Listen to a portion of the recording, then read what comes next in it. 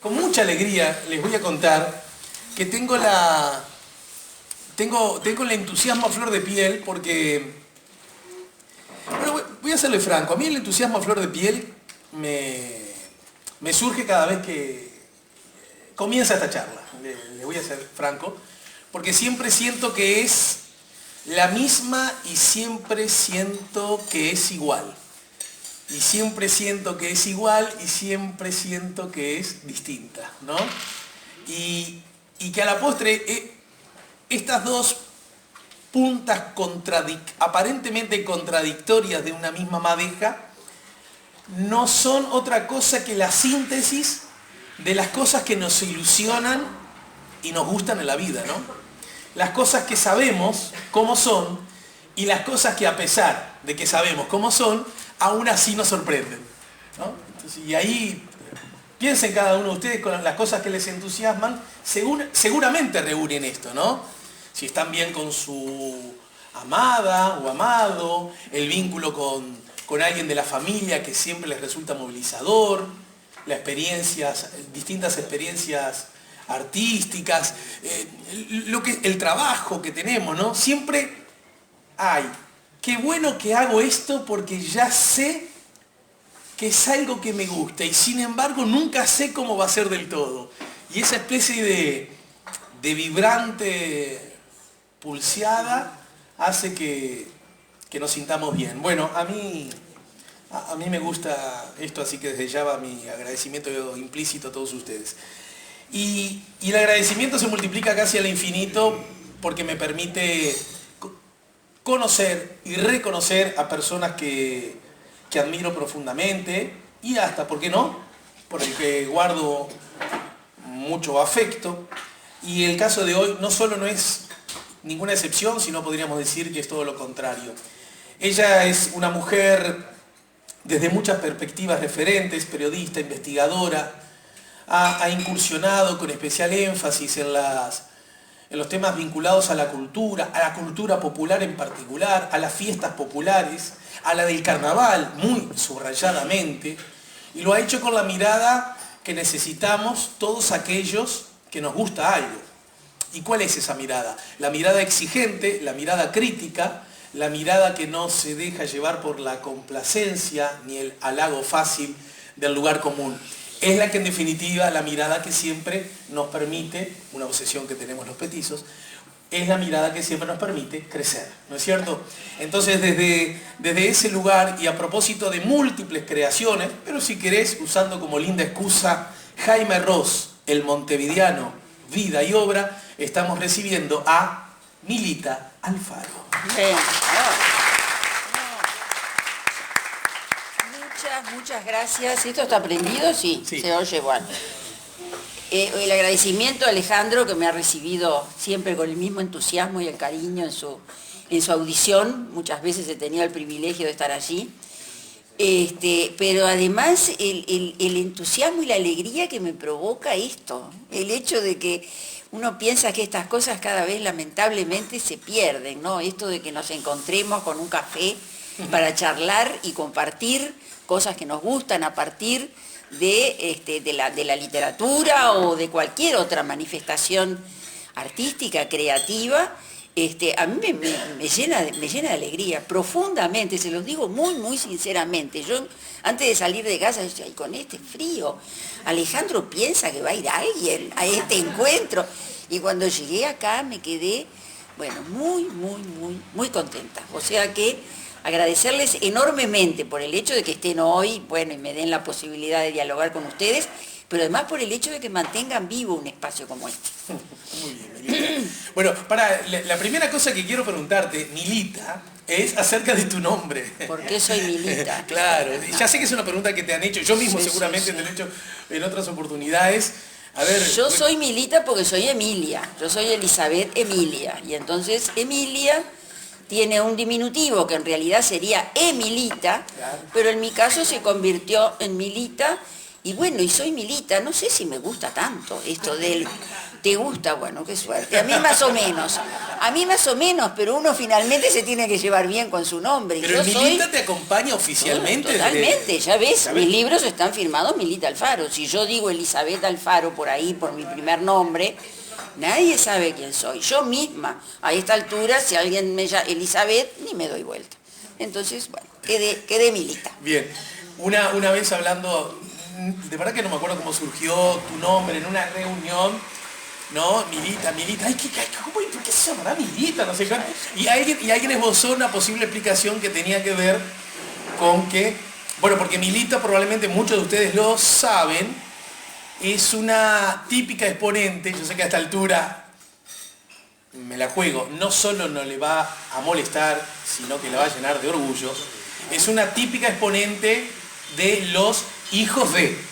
Sí, claro. ¿No es cierto? Ay, sí. Milita Alfaro es hija del referente, periodista, intelectual uruguayo Hugo Alfaro, y bueno, hombre asociado a dos publicaciones, diría Bertolt Brecht, imprescindibles de nuestro país, como fueron Marcha, y desde ya hace décadas, Brecha, ¿verdad?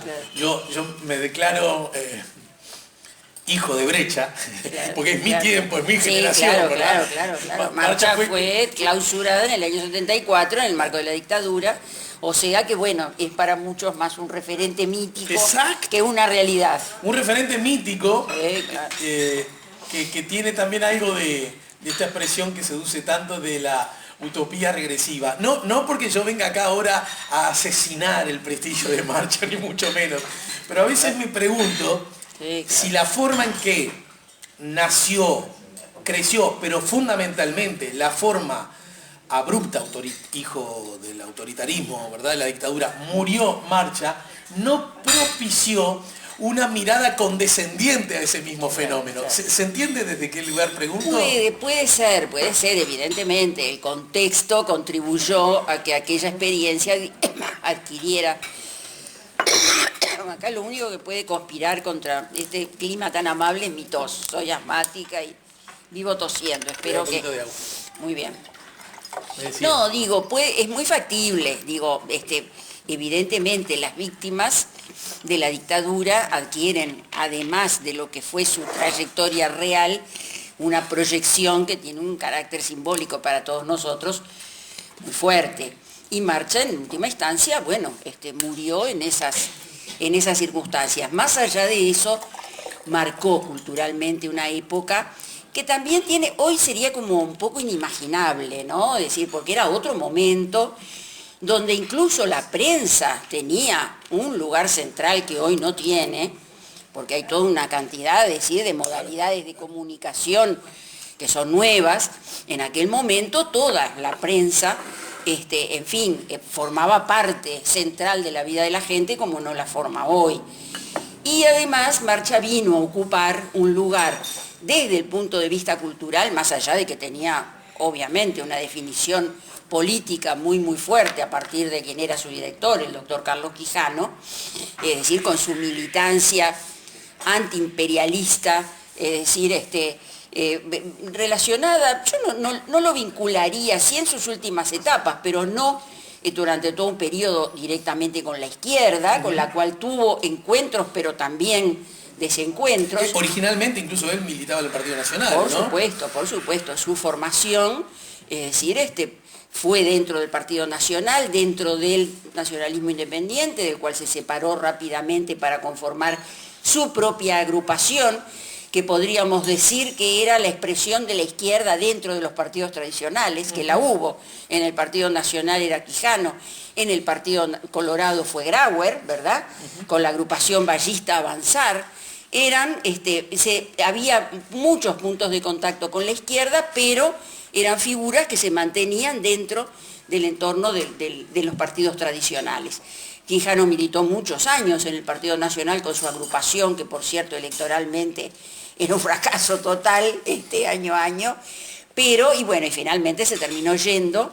En el año 58 se fue del Partido Nacional, quedó allí un poco como independiente, y finalmente la creación del Frente Amplio fue el que le dio la posibilidad de que sí, de conformar junto a otra gente que estaba como, digamos, muy próxima a sus definiciones políticas, conformar el espacio de los independientes dentro del Frente Amplio, donde también militó Julio Castro, bueno, después desaparecido durante la dictadura.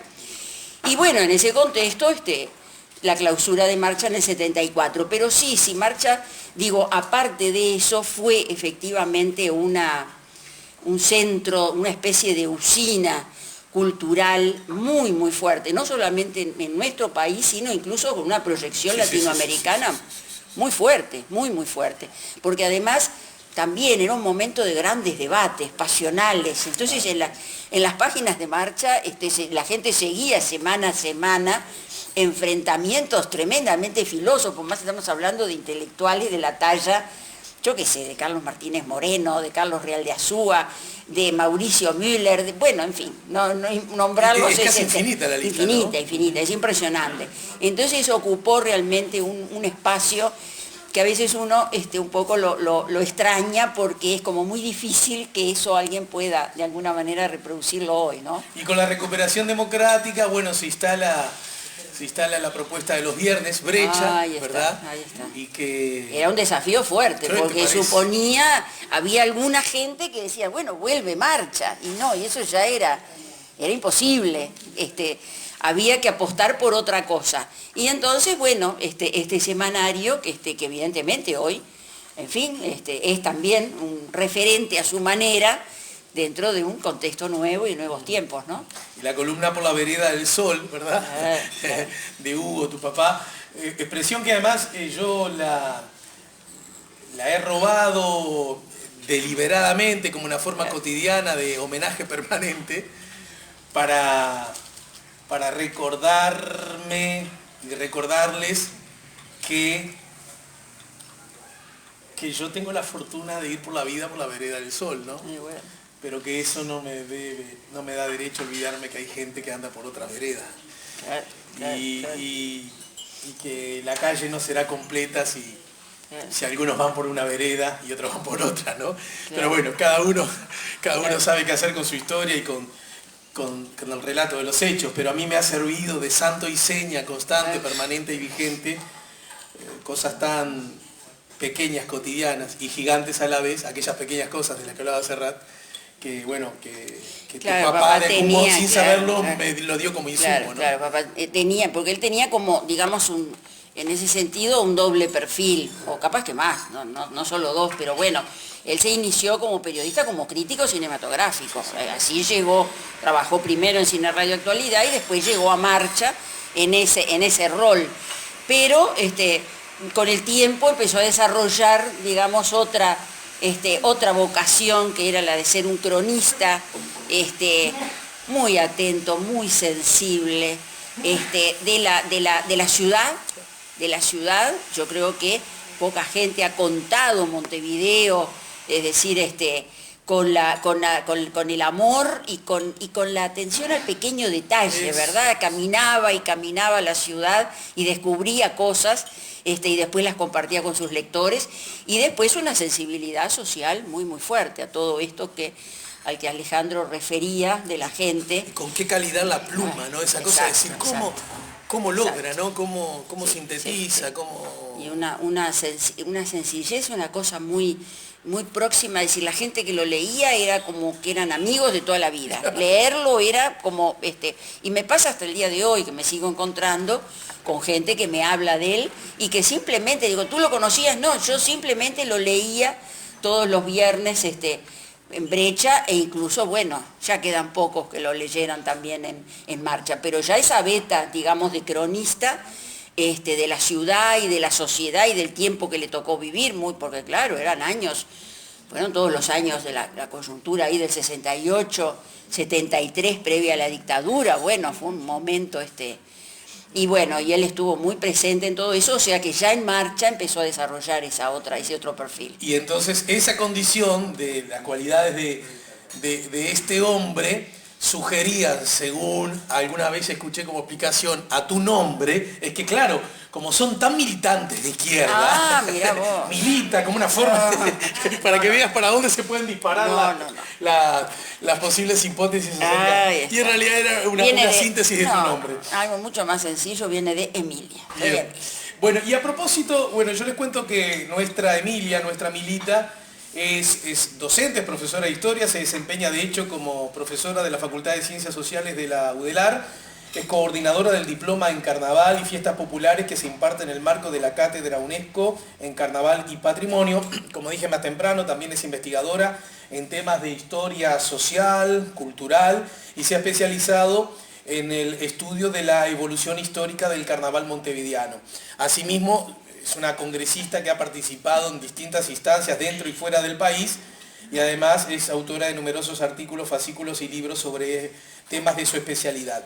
Prometo inevitablemente ya desembarcar en el puerto Jaime Ross, ¿verdad? Pero antes, ya que hablamos incluso de aquellos tiempos, a mí me ha parecido muy significativo, de acuerdo a las cosas que he leído y también tengo que admitirlo, la experiencia que he recogido jugando distintos roles en el marco de la fiesta del carnaval, cómo el carnaval ha sufrido, como podría pretenderse que no ocurriese, inmensos, intensísimos cambios, incluso la mirada y la atención que el fenómeno del carnaval ha despertado en la sociedad en su conjunto, en la academia en particular también, ¿no? Ha estado sometida a unas variantes gigantescas con el correr del tiempo, ¿no? Sí, totalmente. Las formas de festejar y de vivir una fiesta que necesariamente refleja la sociedad que la protagoniza y que por lo tanto como ella está permanentemente en proceso de cambio. Muchas veces es esta cosa de que carnavales eran los de antes, ¿verdad? Sí. Que está en uruguayo. Sí. Y que de alguna manera, bueno, parece ser una especie de sentencia de muerte, ¿eh? Porque si carnavales eran los de antes, quiere decir que los de ahora ya no. Eso está revelando que hay algo que... Y eso que tiene un poco el sentido, es decir, o que parecería sugerir una suerte de que el carnaval muere porque cambia, yo digo que es todo lo contrario. Yo creo que el carnaval sigue vivo porque ha cambiado, claro, porque ha cambiado y ha logrado entonces responder a las necesidades de nuevos contextos, de nuevas generaciones. Ahora se entiende lo que ha cambiado. Por ejemplo, ahora se entiende porque, ¿qué pasa? Porque esa murga, que en sus orígenes de repente pretendía comunicarse de otra manera, no le daba tanta importancia a sus letras, ¿verdad? Los viejos murgueros maravillosos que yo adoro, aquellos murgueros que en los años 20, 30, 40 inventaron, es decir, el género y la categoría de murga, de repente su principal placer, su principal gusto, gente que por supuesto no tenía absolutamente nada que ver con no eran artistas, claro, no tenían formación artística, canillitas, feriantes, bueno, es decir, en fin, gente que pertenecía generalmente a las clases medias bajas, digamos, o bajas directamente, y le gustaba mucho cantar. Y lo que cantaba no importaba demasiado, por eso si se entendía o no se entendía, de repente no. La murga después cambia, la murga quiere, es decir, pone el acento en transmitir un determinado mensaje, esto tiene que ver mucho, es como difícil estos procesos identificarlos con un solo nombre, pero yo creo que en este sentido el caso de Alanís, de Pepe Veneno, director de La Soberana, es en ese sentido es imposible no mencionarlo, claro. Porque justamente la murga en un contexto, es decir, precisamente ese mismo contexto de los años fines de los 60, comienzos de los 70, bueno, entonces la murga, digamos, empieza a preocuparse, a veces no tanto sí, como se canta, por supuesto que sí, pero fundamentalmente por lo que se dice, ¿verdad? Y que entonces se tiene que entender, ¿verdad? Y entonces hay una preocupación por la dicción que determina que hoy sea más fácil entenderlas. Y que determina que alguna gente diga, bueno, pero eso a veces sacrifica un determinado sonido y lo extrañan, ¿eh? Porque aquellos viejos coros tenían también una rasposidad, una cosa, ¿verdad?, que también tiene un valor de pronto antropológico, que claro, se ha perdido, porque los procesos de cambio son esos, son pérdidas y ganancias, ¿verdad? Se ganan cosas y se pierden otras.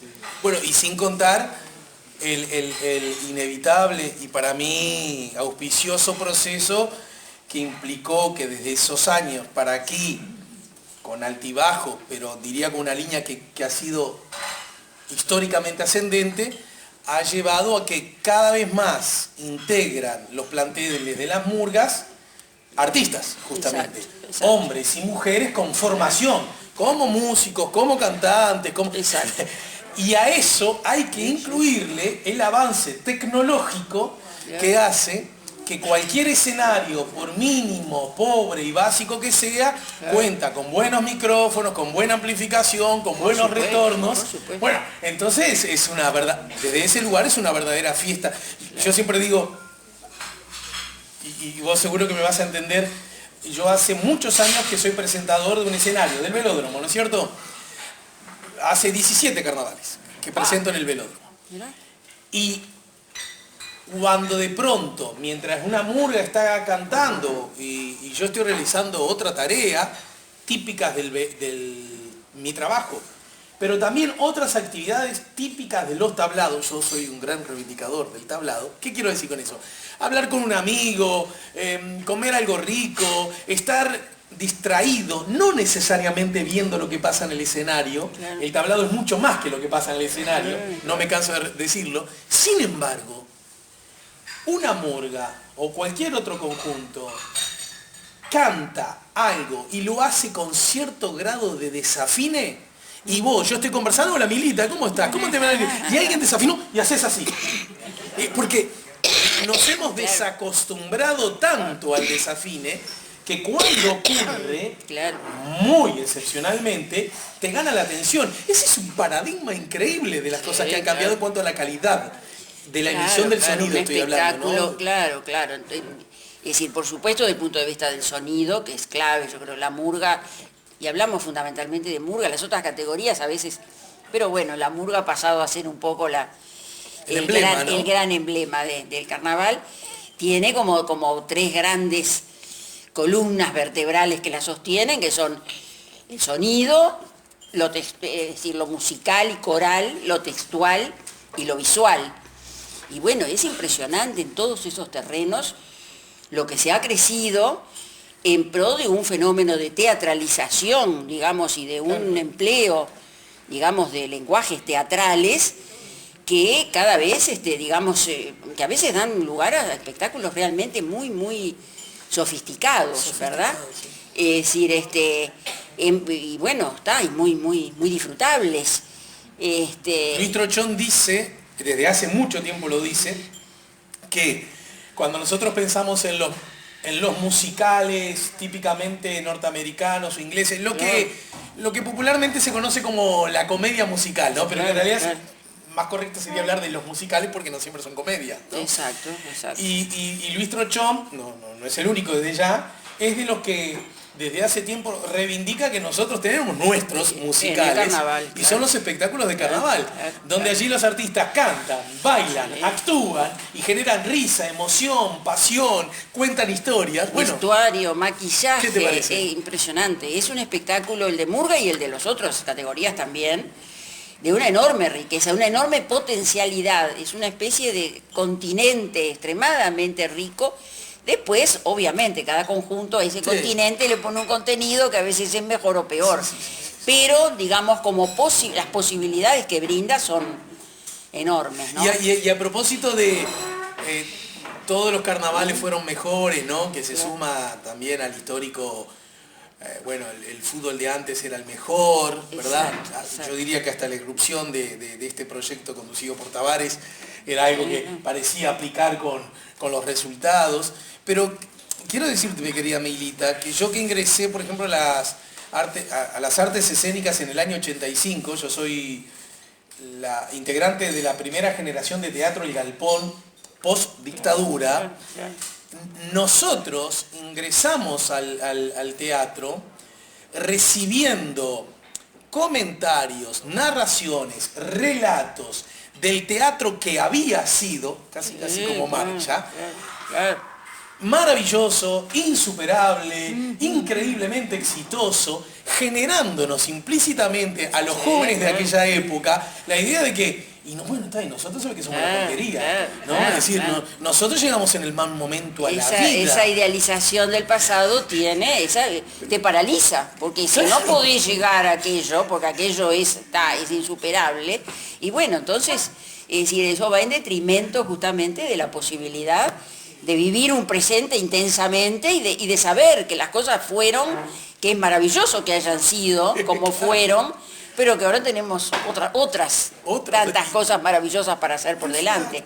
Habría como que poder lograr un equilibrio, ¿verdad? Un sabio equilibrio entre esas dos miradas. Pero como que nos cuesta. Ahora, tiene que ver también con una sociedad. Es decir, no en vano somos una sociedad envejecida, esa es una mirada propia de quienes tenemos cierta edad. Esa idealización del pasado, bueno, quienes dicen carnavales eran los de antes, de repente no está pensando tanto en lo que se veía arriba del tablado, capaz que está pensando en la juventud que tenía y en las posibilidades, digamos, de vivir cosas que quedaron atrás y que uno necesariamente extraña. O sea que todo eso se mezcla, ¿no? Bien, para ir terminando con el carnaval, dos comentarios tuyos sobre los cuales me interesa mucho conocer tu opinión. Uno tiene que ver con que, a propósito de esa utopía regresiva, hay un asunto que es objetivamente claro y tiene que ver con el presunto cada vez menor número de escenarios, de tablados, ¿no? Desde aquellos tablados que yo soy del 65, yo voy a cumplir ahora 50, ya cumplí 54, y yo, con más de medio siglo de vida, cuando a mí me hablan de que en cada esquina había un tablado para el que no se pagaba entrada, yo quiero decir que yo ya eso no lo viví, ya no es ni siquiera de mí.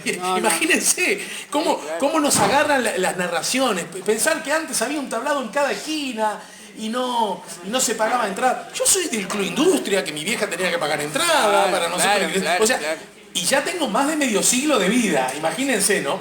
Pero además, después incluso, ya asumida la etapa de los clubes, de pagar entrada, o de los escenarios que eran privados de algún modo, es verdad que hubo un momento donde el número de escenarios era muchísimo. Sin embargo, y acá te lo planteo para conocer tu opinión, habría que preguntarse si de verdad, teniendo en cuenta los grandes escenarios de ahora y la televisación del fenómeno, si de verdad ahora menos gente ve carnaval que décadas antes, o no será al revés. Todo lo contrario, el fenómeno de la televisación. Y lo que pasa es que, bueno, hay como dos temas. Una, el tablado en cada esquina es una realidad, porque a veces uno dice, deben ser mitos de cosas de antes. El tablado en cada esquina es una realidad, pero es una realidad de los años 20, 30, 40. Ahí sí, ojo, un tablado en cada esquina, sí, obviamente no, pero 300, 400 tablados en todo Montevideo, eso sí, sobre todo en ciertos barrios, que eran en ese momento los grandes barrios, eran la Comercial, la Aguada, el Cordón, es decir, Barrio Sur, Palermo. Ya, porque también tiene que ver con la extracción social. Ya si te vas a Carrasco, te vas a Malvin, te vas a Pocitos, la cosa cambia. Pero en esos otros tablados, claro, en esos tablados, digamos, de extracción popular, eran realmente, se contaban por decenas y por cientos los tablados, y en su momento de auge yo he llegado a contabilizar más de 300 tablados en Montevideo, donde no se pagaba entrada, porque tampoco las agrupaciones, pues dice, ¿cómo es posible? Las agrupaciones no cobraban, porque había todo un sistema de premios, bueno, eso nos llevaría, otro día vengo y hablamos de eso.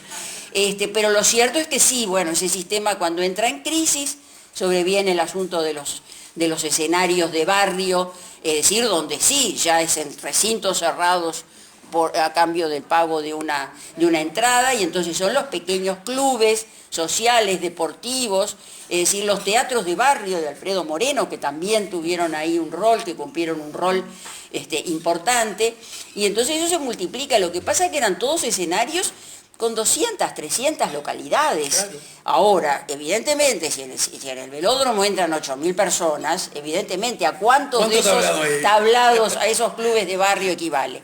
Y no hablemos del fenómeno de la televisación, que es todo es un cambio, es decir, impresionante, radical, digamos, en la forma de consumo del carnaval, que tiene que ver con una sociedad que se maneja dentro de otros parámetros, donde a veces, yo también, yo extraño mucho los tablados de barrio. Yo me crié en el tablado de Piedra Alta y Cerro Largo, maravilloso tablado que debe haber sido de los últimos de Montevideo. Todavía en los años, a principios de los 70 todavía existía. Mirá. Y eso era divino, porque como dice Alejandro, además yo en ese momento era una niña y qué sé yo, y ya después adolescente, bueno, lo que pasaba arriba del tablado era lo menos importante. Obvio. Era un lugar de encuentro con amigos, mirá lo que decíamos el dragón, bueno, decir estos términos me llevan al siglo XIX, pero bueno, no importa. Que no a importa, propósito, no importa. vos deberías tener muchos dragones. Muchos dragones, por suerte, en porque su mirá que momento. sos linda. No seas malo. No seas mala vos. Vos porque no me conociste en aquella época. Bueno. No, pero era eso. No me era tientes eso. que voy a comprar la máquina del tiempo. Era impresionante. Y no vamos al tablado. Ese ámbito era maravilloso y eso se pierde. Y bueno, yo creo que la televisación, que cambia totalmente, digamos, los parámetros del consumo, es decir, multiplican brutalmente el público del carnaval. Lo que pasa es que increíblemente hay que decirlo y no se lo puede afirmar con cifras, porque ¿qué pasa? Porque estas cosas no han sido estudiadas y por eso empezamos a tratar a nivel de la academia de que hayan investigadores que estudien estos fenómenos, porque son fenómenos decisivos, ¿verdad? Es decir, y no hay una tradición, es decir, así como la hay en otras ramas, digamos, de la historiografía, donde evidentemente hay una cantidad de información muy rigurosa sobre los procesos de cambio que han ocurrido en la sociedad uruguaya, a nivel justamente de un fenómeno tan importante como el carnaval, eso no existe. Entonces uno tiene la impresión de que la televisión, tendríamos que tener cifras que permitieran avalarlo y decir, bueno, ahora, todo indica, evidentemente, es decir, que incluso el carnaval recuperó a través de la televisación a un público que ya no iba y que no iba a ir más al tablado, porque había sus pautas de consumo cultural no pasaban por ahí. En cambio ahora, como lo tiene en su casa y solamente lo único que tiene que hacer es prender el canal y ya está, lo mira y entonces el carnaval ha vuelto a estar, digamos, otra vez en el centro de la opinión pública. Es decir, en los años 90 eso no pasaba. Hoy uno está en un boliche y en la mesa de al lado están hablando de si la Catalina está mejor que las cabras, o está en el ómnibus y está escuchando a la gente que, bueno, eso no ocurría. Hoy el carnaval ha vuelto a estar, es decir, ha vuelto a ser tema, a estar en la agenda de la opinión pública. Y yo creo que la televisión tiene mucho que ver con eso. Más allá de que pueden haber muchos otros aspectos en las cuales, bueno, otra vez, lo de las pérdidas y las ganancias. También se han perdido cosas con la televisación, pero se han ganado otras que me parece que son importantes. Vamos a hablar un poquito de Jaime Ross, el montevideano, Vida y Obra, este libro que fue editado en el año 17, ¿verdad? Es un libro fundamental, a mí se me ocurre, no solo porque es clave y fundamental la trayectoria artística de Jaime Ross y lo que significa Jaime Ross para su tiempo, para su historia, para su gente y para me rindo ante el título, su ciudad, sino porque además la autora se mete en este libro bajo premisas, lo admito, que yo comparto de punta a punta y que son algo así como una especie de miguitas de pan de Hansel y Gretel para tener pistas por dónde ir a la hora de abordar un fenómeno artístico histórico. ¿Por qué? Miren lo que dice Milita. La historia que aquí se cuenta procura arrimar pistas para responder a esas preguntas que ya estaban esbozadas en los fundamentos del sonido de la calle. No es la primera vez que Milita escribe sobre Jaime, ¿verdad? Ya lo habías hecho antes. Claro, claro. Este libro sale en 2017 y El sonido de la calle se había publicado en 1987, o sea, exactamente 30 años antes. Claro, este libro tiene 500 páginas, el otro es un folletito de Trilce, 80 ¿no? páginas, Trilce, librito chiquito, pero que de alguna manera es como, es decir, todos los temas que después acá se desarrollan y se profundizan, es decir, además con otra mirada, me gustaría también aclarar eso. El sonido de la calle es un libro luminoso y quizá está bien que así sea, porque por la forma, es decir, tiene la frescura de la inmediatez, tiene un poco esa cosa de haber sido concebido y publicado en 3 meses, ¿verdad? Este otro libro, que también tiene páginas muy luminosas, tiene otras que también muestran, digamos, el lado oscuro de esa luminosidad, Exacto. porque se profundiza en los hechos y se descubren conflictos y en fin, y situaciones, es decir, es otra aproximación diferente. Bueno, a eso yo me refería del aporte que vos haces y que yo agradezco cuando alguien que nos mira y se mira desde el cariño y la identidad, pero también desde la mirada crítica, ¿verdad? Porque Claro. no venimos acá a decirnos, uy, qué divino que somos todos, Claro, ¿verdad? claro. Y entonces, mirá lo que dice Milita. Bueno, justamente señala lo que acaba de decirnos, a ellas vuelvo ahora 30 años después, 32 sería ahora, ¿no? Ahora. Desde la perspectiva de un relato que ante todo es una biografía, pero que también pretende asomarse a las claves de una mitología urbana que rescata y reorganiza tramos esenciales de la memoria de Montevideo. Y cuando yo leí este libro, tuve la convicción, esto dicho con amabilidad, que en realidad Jaime fue apenas una excusa, un trampolín para hablar de nosotros mismos, ¿verdad? Y ese me parece el más maravilloso aporte que Milita hace, y estoy seguro que desde ese lugar, hace mucho tiempo que no converso con Jaime, que estoy seguro que él se debe sentir agradecido desde ese lugar, que haya servido para por lo menos generar una mirada que le trasciende desde muchas perspectivas, ¿no?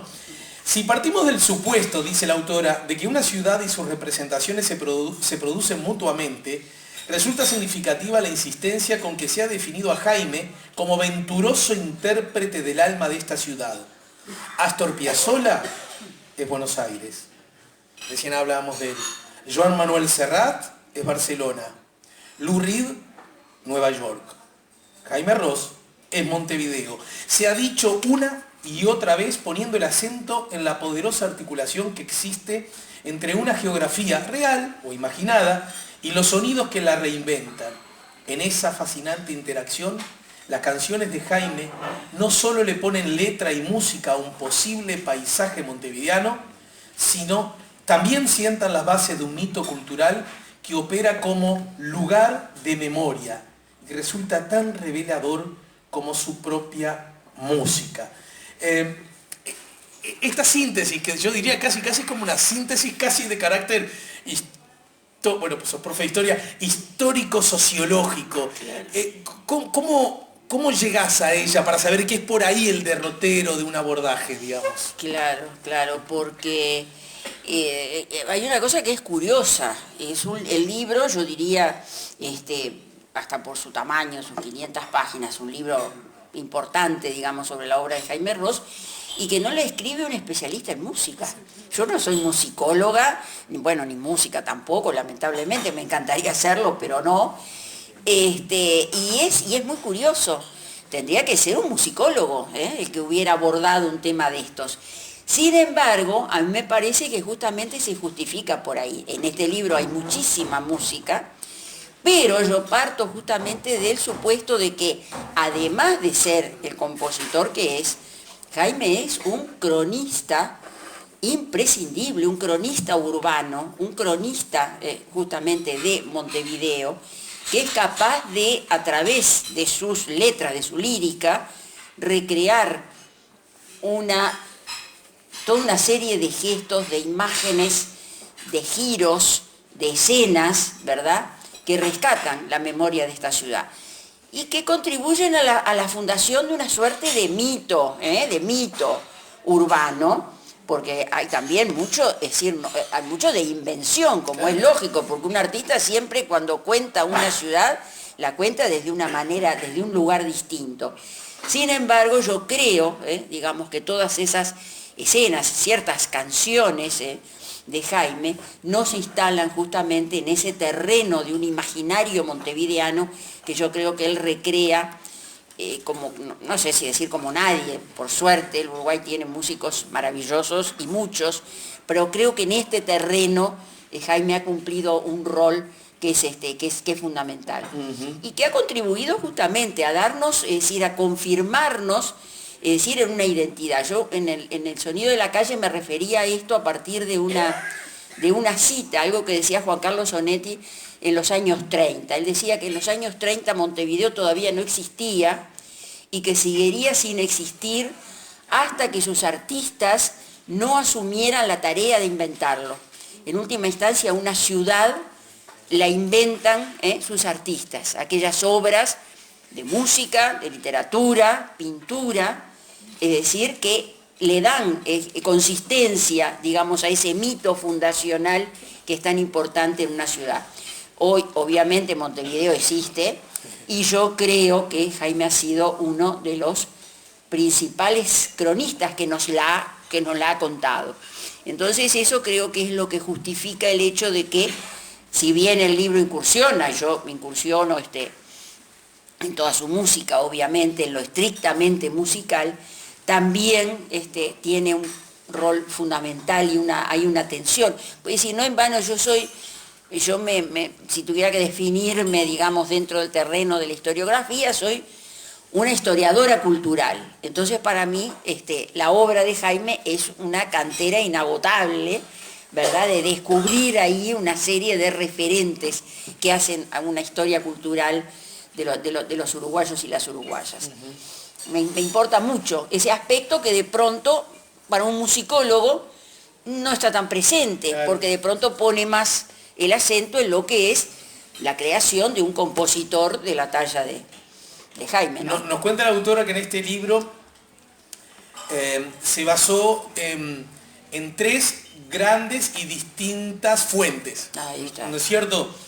Por un lado, la obra de Jaime, las charlas, agrega, tan extensas como intensas que mantuvimos a lo largo de 2 años, y el voluminoso archivo de prensa que puso a mi disposición y que guarda cientos y cientos de críticas, entrevistas, artículos publicados en medios locales y extranjeros. Me interesa que nos cuentes, porque además aquí no solo hay gente que le interesa mucho la lectura, y no solo que si ya no lo hizo seguramente disfrutará mucho del libro, también hay gente que de pronto le gusta escribir. ¿Cómo fue que entendiste que abordar este fenómeno desde los dos puntos de vista, el artístico, el social, el cultural histórico y las interrelaciones, necesitaba como de esos 3 focos? Uno, la obra propiamente dicha, las muchas e intensos encuentros con el artista en cuestión, y también la mirada de los otros, donde ahí sí están los especialistas, los musicólogos. Es decir, ¿cómo dijiste, es por acá?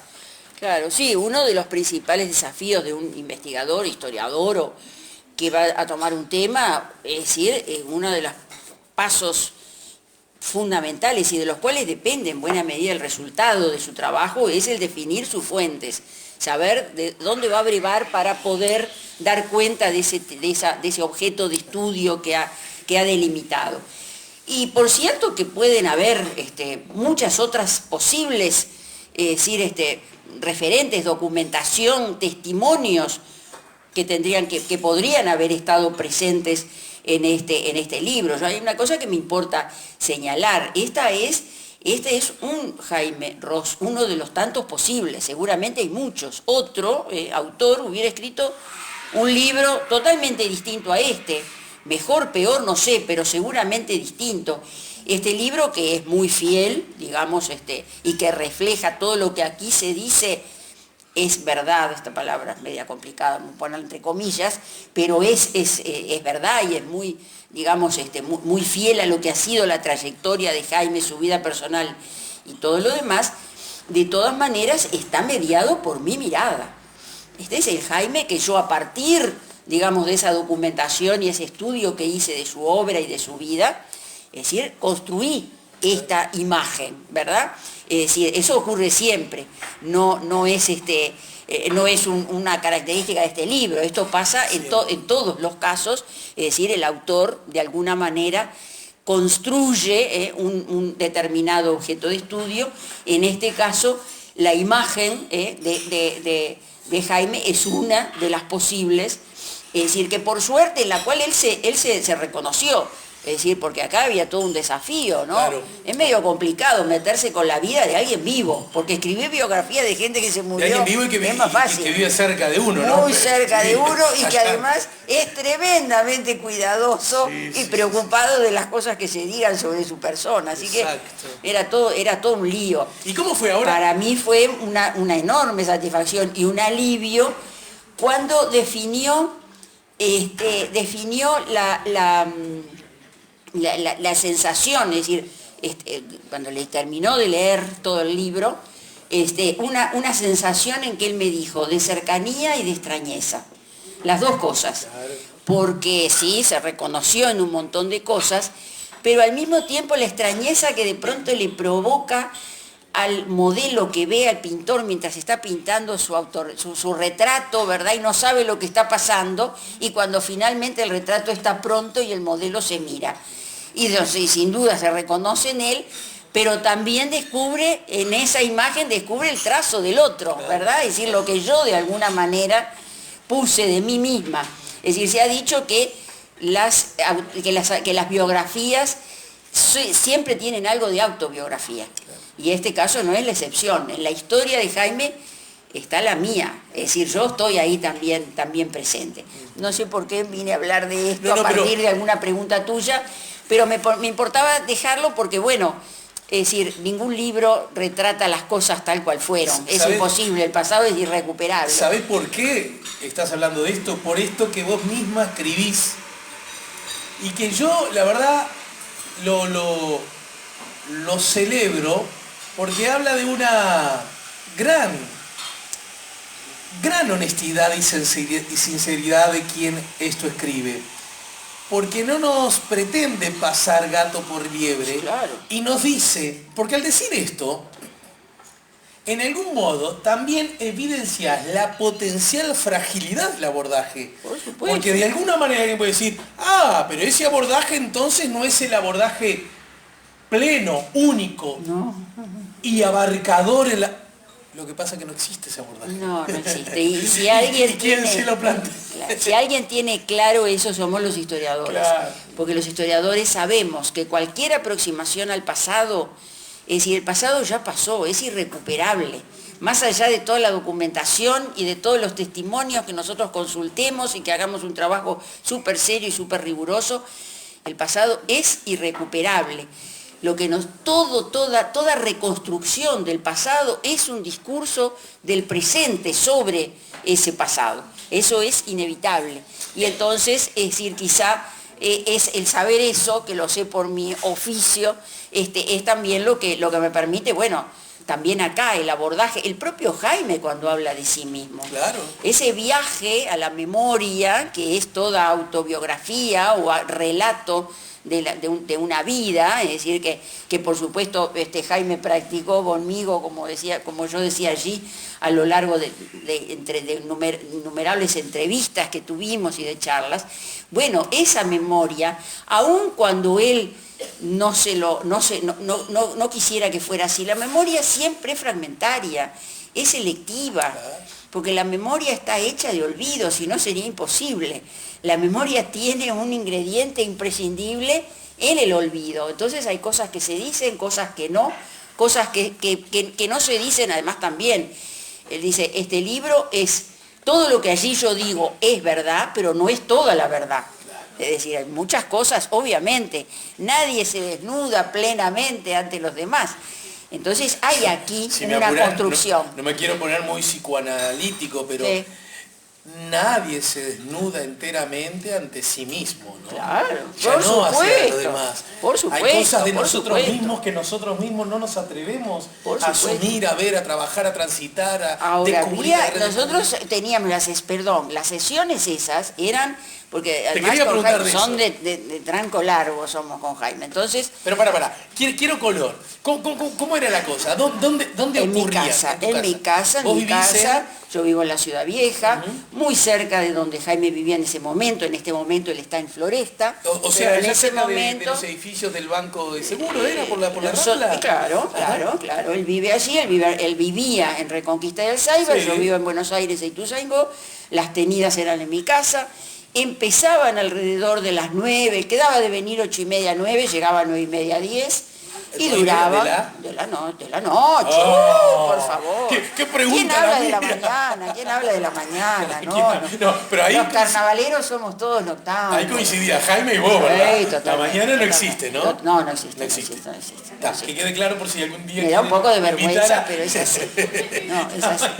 Está Vivo claro. de noche y duermo de mañana, porque alguna hora hay que dormir. Entonces, si uno se acuesta a las 6 de la mañana, hay que dormir de mañana. Entonces, caía Jaime, Sí, 9:30, 10.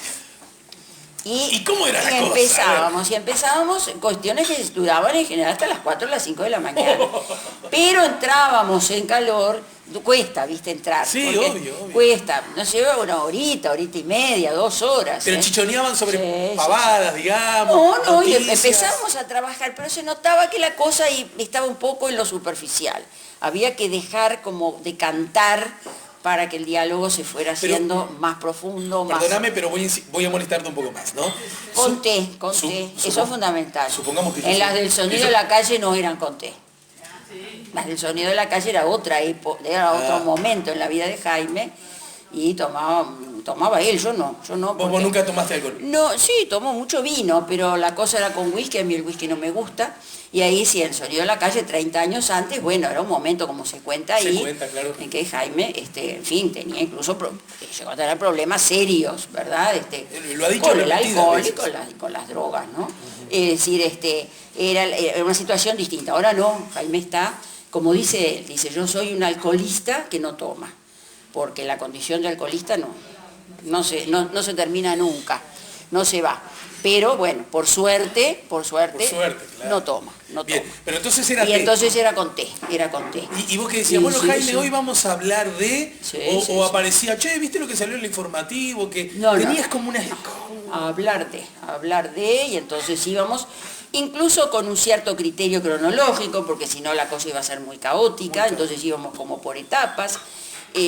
Además Jaime es muy metódico en ese sentido, eso a mí me ayudó mucho, ¿no? Es decir, porque de alguna manera se iba hilvanando un relato que yo después obviamente lo tuve que reformular, pero un poco el hilo conductor estaba dado por la cosa cronológica, y bueno, y a medida que pasaban las horas, íbamos entrando, digamos, en zonas, esas navegaciones interiores, esas interpelaciones a la subjetividad se iban haciendo muy profundas, que yo, medio en broma, medio en serio, yo creo, claro, hablar de psicoanálisis, yo no soy psicoanalista, pero tenían un carácter donde se buceó en cosas realmente muy, muy profundas, que salen a luz y que, bueno, están retratadas en el libro. Por eso digo que en comparación con El sonido de la calle, la mirada de este libro es mucho más descarnada, más exigente, y donde se ingresa justamente en aspectos que de pronto no son tan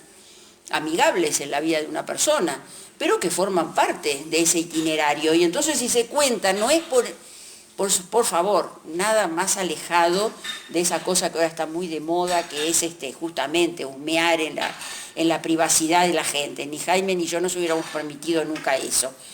Pero lo que ocurre es que muchas veces para hablar en profundidad y con el rigor necesario de un determinado personaje y dar una imagen de verdad de ese personaje, bueno, hay que transitar por sus luces, pero también por sus sombras, ¿verdad? Con infinidad de itinerarios, de crisis, de idas y venidas, de hallazgos y de pérdidas, de glorias y de fracasos, Y bueno, eso es lo que, la suma de todo eso es lo que hace el personaje, entonces había que transitar por todo eso, ¿no? Desde la perspectiva de él como santo y seña, como símbolo, como de alguna manera representante de, y de ahí el nombre, ¿no?, del libro, Jaime Ross, el montevideano. Si alguien llegara por primera vez a nuestro Montevideo y a nuestro Jaime Ross, ¿dónde dirías que están las claves que explican por qué él termina colocándose, aún sin proponérselo, en ese lugar? Y creo que este es el momento oportuno para decir, Jaime Ross, representante de Jaime Ross el montevideano, Jaime Ross, sinónimo de, para nada en sí mismo significa que debe ser Jaime para todos el artista o que más nos gusta o que más nos representa. Claro, estamos hablando de otra dimensión, ¿verdad? Del asunto. Exacto. Sí, es una suma, ¿no? Y además es también toda una trayectoria. El libro en última instancia, el objetivo último, es decir, esa cuestión, esa trama que enlaza vida y obra, es decir, dentro de un determinado contexto. El libro, como que en última instancia, parte de la base de que aunque la esencia del arte nunca es indescifrable, no hay como forma de explicarla, de todas maneras uno dice, bueno, ¿en qué medida el hombre explica al artista? ¿En qué medida vida personal, obra artística y contexto histórico se potencian y dan lugar justamente? Entonces hay una sucesión de factores que hacen que Jaime haya sido capaz, digamos, de traducir a través de su obra una cosa que nos identifica, no sé si a todos, pero sí a muchos de nosotros. Yo creo que ahí hay elementos, algunos de ellos son asombrosos. Por ejemplo, su genealogía, su historia familiar. Su historia familiar es impresionante, porque además Jaime, yo les decía, es un tipo muy metódico, obsesivo en muchos aspectos, y tiene una historia familiar que él es capaz de remontarla al siglo XVIII. En general todos nosotros sabemos, con suerte, de nuestros abuelos. Bueno, Jaime se empieza a ir para atrás, y entonces es el primer capítulo del libro, yo no sé si no es el que más me gusta, es el que justamente, es decir, tiene que ver con esas raíces familiares que hablan de unos cruces étnicos y culturales que son absolutamente impresionantes, donde hay, por supuesto, raíces europeas, de franceses, de vascos, es decir, de holandeses, alsacianos y todo lo demás, donde están las raíces por el lado de su mamá, de libanesas, de su abuelo Alejandro, él se llama Ross Alejandro, y donde aparece esa abuela guaraní, esa abuela indígena. Entonces, uno percibe, es decir, esa mezcla es tan potente que uno finalmente llega a la conclusión y dice, bueno, pero entonces la vida de este tipo es el resultado de una cantidad, es decir, es una especie de compendio de ese país medio criollo y medio gringo que es el Uruguay. Y entonces uno dice, bueno, entonces esa música que tiene de repente uno de sus pilares más característicos en la fusión, ¿hasta qué punto no tiene que ver con eso? No es hija de esa historia hecha de una hibridación de imaginarios, de cruces culturales, es decir, porque realmente las mezclas, es decir, son muy impresionantes. Hay algo, sin embargo... Y él es hijo de ese legado, pero hay otro que es fundamental, que es su infancia en el Barrio Sur, enclavado justamente en ese ámbito tan identificado con el imaginario integrador del Uruguay de los años 50.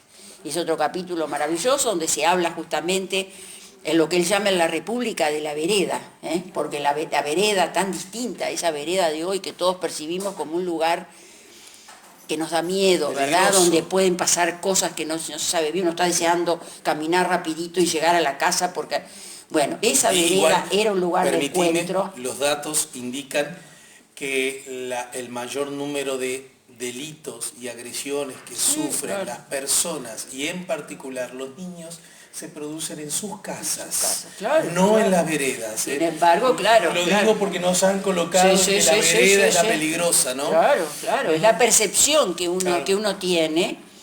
y que fue tan diferente de ese barrio, es decir, donde se vivía en la calle, los niños jugando y las mamás conversando, y además en un barrio muy particular, también con mezclas impresionantes, porque es un barrio, si bien es sur, no está tan cerca de pronto de los negros y sus tambores, de todas maneras era un referente que estaba siempre presente.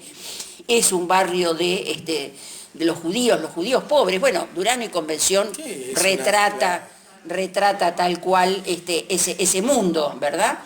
Es un barrio de prostíbulos, y esto tiene su explicación en el hecho de que el Bajo, hasta los años 30, el Bajo estuvo en toda la zona que, bueno, ya no existe, ¿no? Es decir, porque fue demolida, incluso en la zona donde hoy está Evo y todo lo demás, que eran las calles del pecado, ¿no? Donde estaban los prostíbulos. O sea, la construcción de la Rambla implicó exacto, que todo eso volara, volara, ¿no? eso voló. La piqueta fatal del progreso de la que hablaba Soliño. Exactamente, arrasó con todo eso, y entonces muchos de los prostíbulos que estaban en esa zona delimitada justamente, que era una especie de geografía del pecado, ¿no? Eso que existe en muchas ciudades europeas, existió en Montevideo hasta 1930.